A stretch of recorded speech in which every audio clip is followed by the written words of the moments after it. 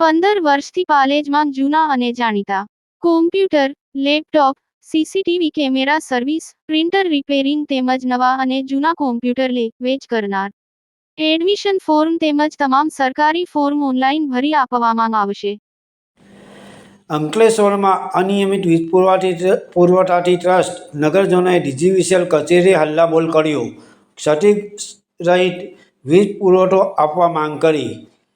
અંકલેશ્વર શહેરમાં છેલ્લા 2 દિવસથી વારંવાર વીજ પુરવઠો ખોરવાઈ જવાની સમસ્યાને કારણે નગરજનો ત્રાહિમામ પોકારી ઉઠ્યા છે. જેને પગલે રોષે ભરાયેલા સ્થાનિક રહીશોએ ડીજીવીસીએલની કચેરી ખાતે હલ્લો મચાવી ઉગ્ર રજૂઆત કરી હતી. શહેરના જોશિયા ફળિયા, પારેખ ફળિયા, દરુ ફળિયા તેમજ ચૌટા બજાર સહિતના વિસ્તારોમાં અસહ્ય ગરમી વચ્ચે સતત વીજ ધાંધિયાના કારણે લોકોમાં ભારે અસંતોષ જોવા મળી રહ્યો છે. દિવસ અને રાત્રિના સમયે અનેક વખત કલાકો સુધી વીજળી ગુલ થઈ જતાં ઘરગથ્થુ કામકાજ, વેપાર ધંધા તેમજ વિદ્યાર્થીઓના અભ્યાસ પર પ્રતિકૂળ અસર પડી રહી હોવાનું લોકમુખે ચર્ચાઈ રહ્યું છે અને લોકોનું દૈનિક જીવન સંપૂર્ણપણે ખોરવાઈ ગયું હોવાની પણ લોકમુખે ચર્ચાઓ થઈ રહી છે. વીજ કંપની દ્વારા ચોમાસા પૂર્વે પ્રી મોન્સૂન કામગીરી પૂર્ણ કરાઈ હોવાના મોટા દાવા કરવામાં આવ્યા હતા. જોકે પ્રથમ વરસાદી માહોલ સર્જાય તે પહેલાં જ ઠપ થઈ રહેલી વીજ પ્રણાલીએ કંપનીની આ કામગીરીની અસરકારકતા સામે અનેક સવાલો ઊભા કર્યા છે. સ્થાનિક રહીશો અને આગેવાન વિનય પટેલનું કહેવું છે કે જો પ્રી મોન્સૂન મેન્ટેનન્સ યોગ્ય રીતે કરવામાં આવ્યું હોત તો આવી કપરી સ્થિતિ સર્જાઈ ન હોત.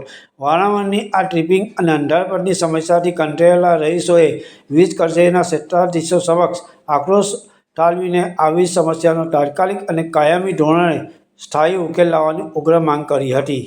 पालेज टाइम्स भरूच।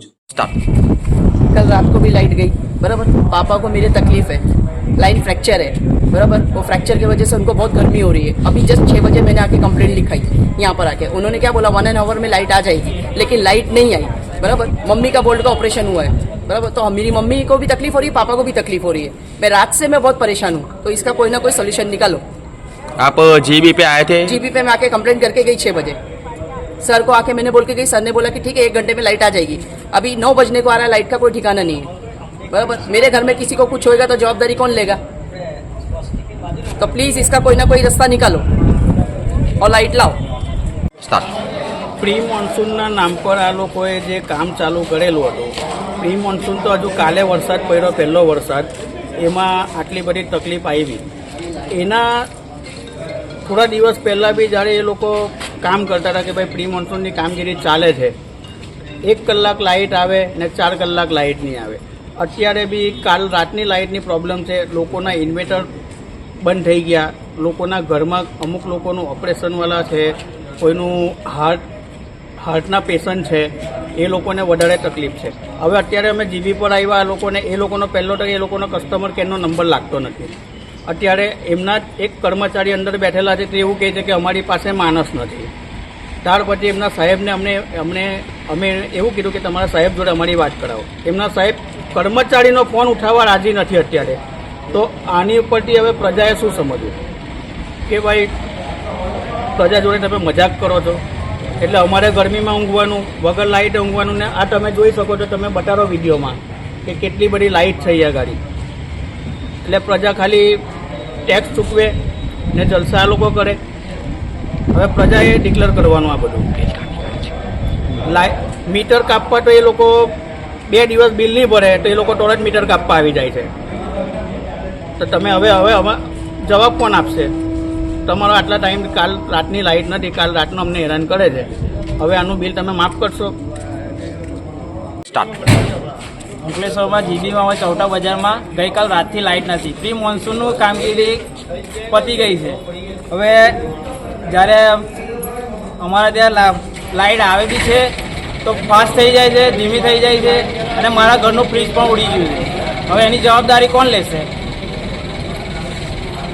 અને બિલ નથી ભરતા તો તૈયારીમાં આવીને લાઇટ કાપવા માટે આવે છે, અને અહીંયા આપણે કોઈ જવાબદારી લેવા માટે તૈયાર નથી. એમના કામગીરી કરવાવાળાને કોઈ ફોન નહીં ઉઠાવતા ઉપરના અધિકારીઓ. હવે મારા ઘરનું જે નુકસાન થયું છે એની જવાબદારી કોણ લેશે? જીબીવાળા પૈસા ભરશે? અને એમના ત્યાં કર્મચારી 3 જ છે કામ કરવા માટે આખા જીબીમાં. આખો દિવસમાં 3 જ કર્મચારી કામ કરે છે. એ બી નહીં થયું. એ સાહેબ એવું કહે છે પછી કે સાહેબ પ્રી મોન્સૂનની કામગીરી લેખે આપને શું કામ કર્યું? સોરી પ્રી મોન્સૂનની કામગીરી લેખે આપને શું કામ કર્યું? બરાબર સર, પ્રી મોન્સૂનના લીધે હમણાં લાસ્ટ મંથ આપણે 45 ડિગ્રી ટેમ્પરેચર હતું. બરાબર, આપણે જે 1 નંબર ને 2 નંબર ફીડર છે એમાં પણ આપણે એક વખતમાં આખું ફીડરનું મેન્ટેનન્સ નહીં લઈએ. કેમ લઈએ તો એ વધારે ટાઈમ સુધી બંધ રાખવું પડે. બરાબર, તો પણ અમે પાર્ટ્સમાં એને મેન્ટેનન્સ કર્યું છે. હવે અમારું પ્લાનિંગ એ છે કે વરસાદ ચાલુ થાય એ પહેલા જ એટલે ફર્સ્ટ વીકમાં અમારું પ્લાનિંગ છે સ્ટીલ. બરાબર, કેમ કે કાલે જે હતું એ ખાલી આગાહી ટાઈપ હતું. બરાબર, સ્ટીલ અમે આ વીકમાં મેઇન અમે રીઝન કેમ નહીં લેતા કે 45 ડિગ્રી ટેમ્પરેચર્સમાં કોઈ સ્કૂલનો સ્ટુડન્ટ હોય એ હવે સ્કૂલ્સ પણ સ્ટાર્ટ થવાનો ડિલે કરવાના છે. રીઝન મારે એ જ છે કે અમે એ વીકમાં જે પાર્ટ્સમાં છે, ધારો કે જો બે જ ફીડર છે, 1 નંબર ને 2 નંબર એટલે કેવું આપણે આ GHB ને હાસોડ એ જ 2 ફીડરમાં વધારે ફોલ્ટ આવે છે. હવે બીજો અમારે સ્ટેશન રોડ પર આટલો ફોલ્ટ આવવાનો નહીં. બરાબર સર, એટલે આ 2 ફીડરને હું એવું હશે તો હું એમાં પણ લઈ લઉં. બરાબર, અને એવું નથી કે અમે નથી કહ્યું, અમે ઓલરેડી સોલ્યુશન કરો કારણ કે સર હવે એના છે ને